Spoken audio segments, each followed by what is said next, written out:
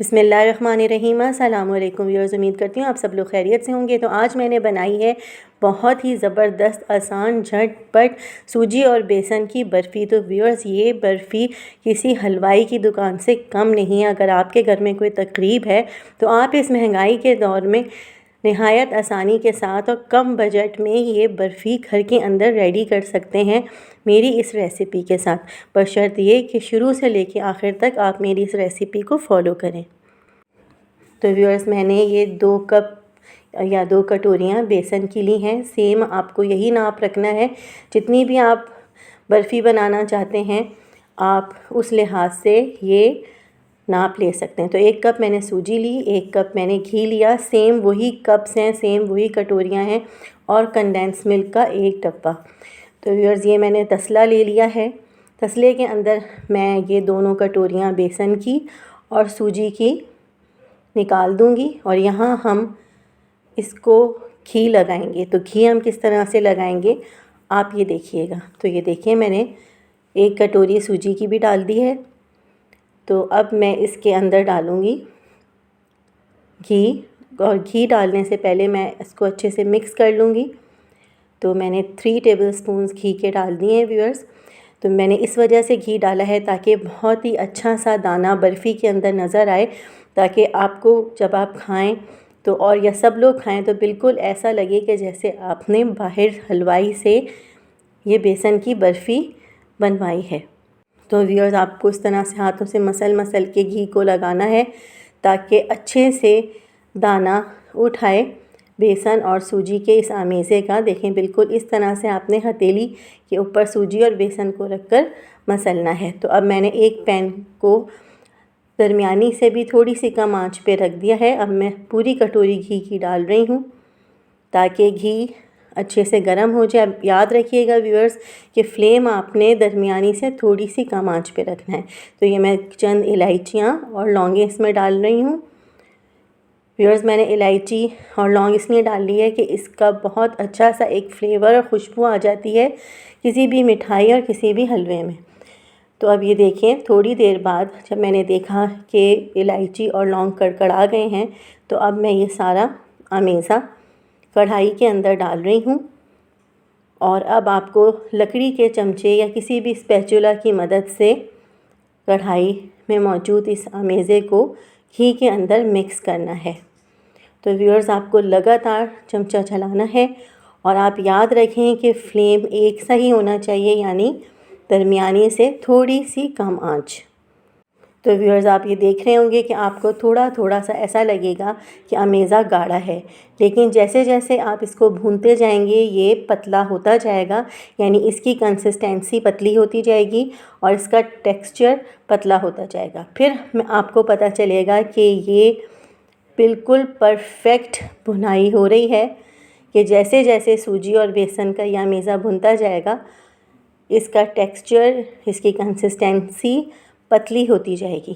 तो उस वक्त तक आप लगातार चमचा चलाते हुए अमेज़े को भूनें, दरमियानी से थोड़ी सी हल्की आंच पर। तो व्यूअर्स, आप ये देखें, मैं जिस तरीके से भून रही हूँ लकड़ी के चमचे की मदद से, देखें मैंने अब फैला लिया है अमेज़े को। आपको भी बिल्कुल इसी तरह से बेसन के इस अमेज़े को भूनना है ताकि सूजी और बेसन बहुत अच्छे से भुन जाएं। तो देखें व्यूअर्स, मैंने थोड़ी सी देर के लिए फैलाकर अमेज़े को छोड़ा है, और अब मैं दोबारा से चमचा चलाऊंगी। इस तरीके से ये होता है कि बेसन या सूजी बहुत अच्छे से भुनती है। तो व्यूअर्स, आपको लगातार चमचा चलाते रहना है, और ये देखें आहिस्ता आहिस्ता अमेज़ा पतला होता जा रहा है। मैंने आपको पहले भी बताया था कि जैसे ही ये पतला होगा तो आप समझ जाएं कि इसकी भुनाई अच्छे से हो चुकी है, यानी ये किसी तरह से भी अब कच्चा नहीं है अमेज़ा। तो व्यूअर्स, ये देखें, अब मैं दोबारा से इसमें चमचा चला रही हूँ लकड़ी का, और ये देखें इस तरह से आपको फैला देना है और थोड़ी सी देर के लिए छोड़ना है जब तक हम कंटेनर को रेडी कर लेते हैं घी लगा के। तो व्यूअर्स, आपके घर में कोई सा भी इस तरह का कंटेनर हो या कोई सा भी बर्तन आप ले लें, तो आप उसको अच्छे से घी लगाकर उसको चिकना कर लें ताकि जब हलवा रेडी हो तो हमारे पास ये कंटेनर रेडी हो हलवा जमाने के लिए या मिठाई जमाने के लिए। तो व्यूअर्स, मैंने थोड़ी सी देर के लिए देखें छोड़ा था अमेज़े को, और ये देखें कैसे ऊपर तक घी आ रहा है और ये कितना पतला हो गया है। बिल्कुल इस तरह की कंसिस्टेंसी और टेक्सचर होना चाहिए व्यूअर्स भुनाई के बाद। तो ये देखें परफेक्ट टेक्सचर और परफेक्ट कंसिस्टेंसी आ गई है। तो अब मैं इसको लगातार चमचा चलाते हुए इसके अंदर मैं शामिल करूँगी 1 कप दूध का। तो व्यूअर्स, दूध मैंने पूरा नहीं डाला, आप थोड़ा थोड़ा सा दूध डालें और चमचा चलाएं। जब दूध जज़्ब हो जाए अमेज़े के अंदर तो फिर आप दोबारा से दूध डालें, यानी थोड़ा थोड़ा करके आप दूध डालें। और जब दूध जज़्ब हो जाए चमचा चलाएं, जब दूध जज़्ब हो जाए तो फिर दोबारा से दूध डालें, फिर चमचा चलाएं, फिर जब दूध जज़्ब हो जाए इसके अंदर तो फिर आप दोबारा से दूध डालें। इसी तरह से अब ये वाला स्टेप हमें कंप्लीट करना है। इसी तरह से हम पूरा 1 कप दूध का इस अमेज़े के अंदर शामिल करेंगे। तो व्यूअर्स, इससे ये होगा कि नहायत दानेदार मज़ेदार सी मिठाई आएगी हमारे पास। तो व्यूअर्स, अब मैं इसके अंदर डालूँगी कंडेंस मिल्क और चूल्हा फ़ौरन बंद कर दूँगी। अब जितना भी बचा हुआ दूध हमारे पास है 1 कप में से जो हमने बचाया है, अब मैं इसके अंदर शामिल कर दूँगी अमेज़े के अंदर कंडेंस मिल्क के साथ। चूल्हा बंद है और अब आप चमचे की मदद से बहुत अच्छी तरह से अमेज़े को मिक्स करें ताकि बिल्कुल एक प्लेन सा स्मूथ सा टेक्सचर आ जाए और कंसिस्टेंसी जो है इसकी वो पतली हो जाए।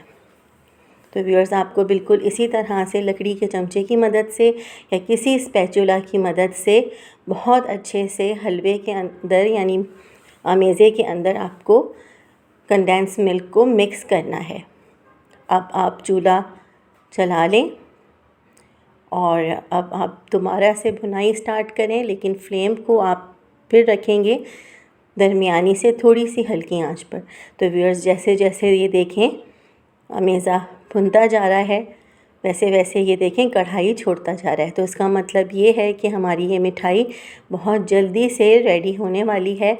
तो व्यूअर्स, अब इसकी मैं करूँगी बहुत अच्छे से भुनाई कि यहाँ तक कि ये देखें इसने कढ़ाई का पेंदा जो है वो बिल्कुल छोड़ दिया है और ये देखें कितना स्मूथ और ज़बरदस्त सा हमारे पास जो है इसका एक कंसिस्टेंसी आ गई है।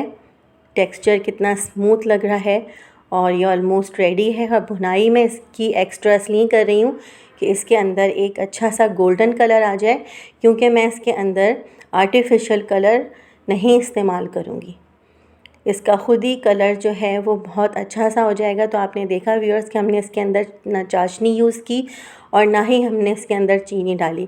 कंडेंस मिल्क इनफ था। अगर आप चाहें ज़्यादा मीठा खाना तो आप चीनी कंडेंस मिल्क के साथ ऐड कर सकते हैं। जिस स्टेप पर हमने कंडेंस मिल्क ऐड किया है अमेज़े के अंदर, उसी वक्त आप थोड़ी सी चीनी ऐड कर सकते हैं अमेज़े के अंदर।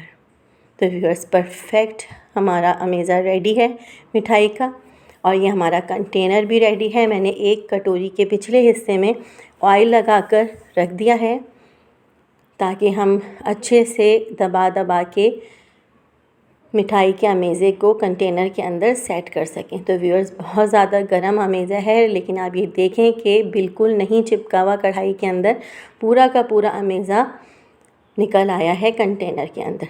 तो इसका मतलब ये है कि हमारे पास परफेक्ट मिठाई का अमेज़ा रेडी हो गया है, यानी बर्फ़ी का, सूजी और बेसन की बर्फ़ी का। तो व्यूअर्स, ये देखें उल्टे हिस्से से कटोरी से आप इस तरह से हलवे को जमा दें, यानी कि अमेज़े को जमा दें। तो ये देखें कितना परफेक्ट स्मूथ सा प्लेन सा हमारे पास ये आ गया है ऊपर का हिस्सा। और अब आप इसके ऊपर मुख्तलिफ़ आप ड्राई फ्रूट्स भी लगा सकते हैं। चांदी के वर्क लगाएं, किशमिश, बादाम, पिस्ते आप इसके ऊपर चिपका दें, क्योंकि ये गरम गरम है। इससे ये होगा कि चांदी के वर्क भी इस वक्त चिपकेंगे और और सारा का सारा कटा हुआ ड्राई फ्रूट भी चिपक जाएगा।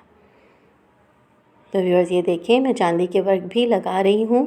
तो व्यूअर्स ये देख सकते हैं आप कितना परफेक्ट हमारा बर्फ़ी का ये हलवा या बर्फ़ी की मिठाई रेडी हुई है, यानी सूजी और बेसन की बर्फ़ी और हलवा रेडी हुआ है। जब ये ठंडा हो जाए तो आप इसको इस तरह से निकाल लें कंटेनर से। आपके कंटेनर से भी आराम से निकलेगा। अगर आप इस कंटेनर पर बटर पेपर भी लगा दें तो बहुत अच्छा है। तो ये देखिए मैं काट रही हूँ टुकड़े। तो व्यूअर्स ये मैं जल्दी टुकड़े काट रही हूँ, अभी भी ये गर्म है। आपको अगर परफेक्ट टुकड़े काटने हैं तो आप इसको थोड़ी सी देर के लिए फ्रिज में रखें, ये ठंडा हो जाए फिर आप कटिंग करें। तो ये देखिए व्यूअर्स कितना अच्छी लेयर्स आई हैं और परफेक्ट हमारे पास मिठाई रेडी हुई है।